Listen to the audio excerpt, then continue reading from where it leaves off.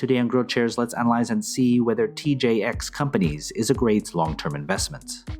The company analysis is divided into three broad factors: the business, the stock, and the price. Furthermore, these three factors are subdivided into 14 metrics that give us the complete picture of the company. Each factor and each metric are given different weight, together adding up to 100% of the overall analysis. Each factor and each metric are then given a grade from 1 to 100, with 1 being a failed investment and 100 being extraordinary. When everything is put together, a final grade will be given, also from 1 to 100. Most companies that I'll analyze in this channel will hover around a grade of 50. Companies with a final grade of 81 or higher will be included in my Great Investments playlist.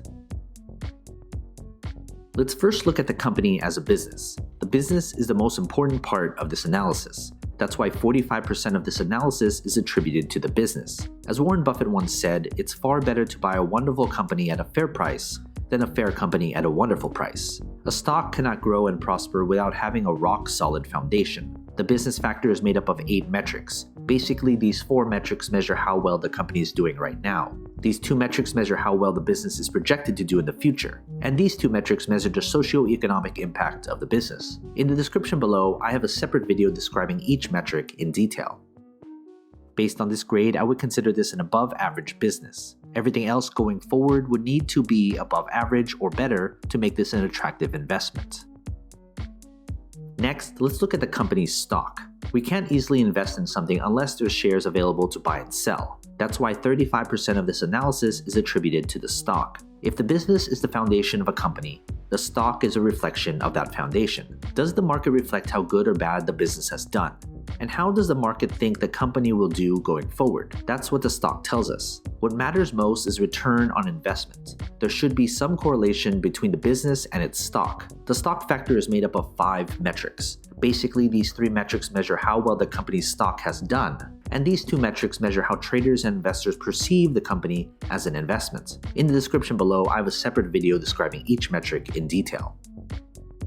Based on this grade, I would consider this an above-average stock. Combine that with an average or better business, this should be a company on your watch list to see if further improvement can be made.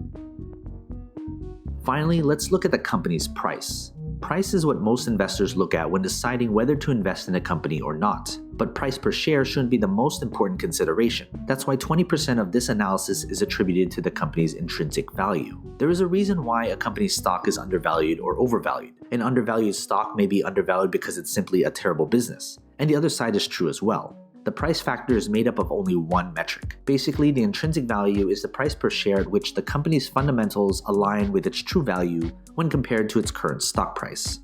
Based on this grade, I would consider this price to be expensive. If you're looking solely at the price per share, this shouldn't be a company you should invest in. Now that we have everything calculated, let's figure out the company's final grade. If you want a database of the companies I've analyzed, consider becoming a subscriber to my Patreon. For only $2 a month, you'll gain access to my Google Sheets spreadsheet with all the grades for you to filter through. They're frequently updated, so consider becoming a subscriber. Link in the description below, or head to patreon.com/growthshares. Based on this final grade, I would consider this company an average investment. If you're a long-term investor, you'll get average returns if you invest in this company right now.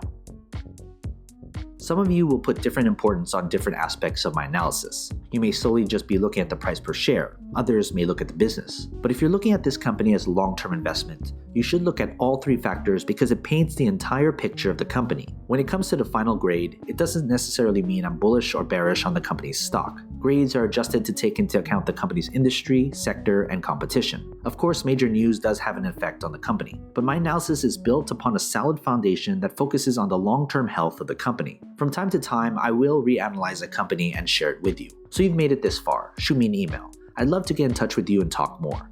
What company should I analyze next? And do you agree with this company's final grade? If you want me to analyze more companies, hit that like button, subscribe to my channel, and share this video with other investors. And as always, take care of your money.